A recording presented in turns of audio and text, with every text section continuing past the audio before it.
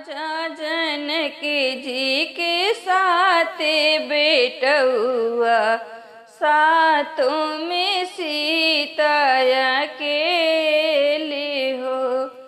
राजा जनक जी के साथे बेटउआ, सातों में सीता अकेले हो। जब मोरी सीता बेटी जई है ससुरेवा, सुने कई के मंदिर हमारे हो। जब मोरी सीता बेटी जई है ससुरेवा, सुने कई के मंदिर हमारे हो।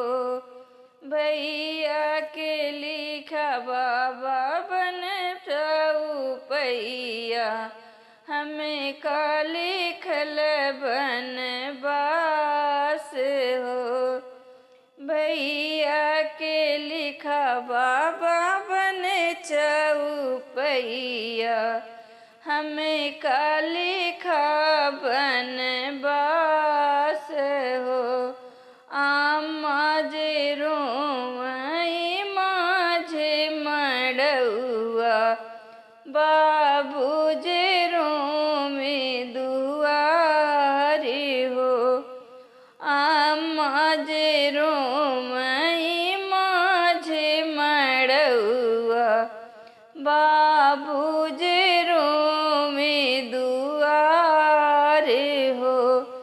आजू मोरी बेटी जे चली है ससुरवा, सुने कई के मंदिर हमारे हो।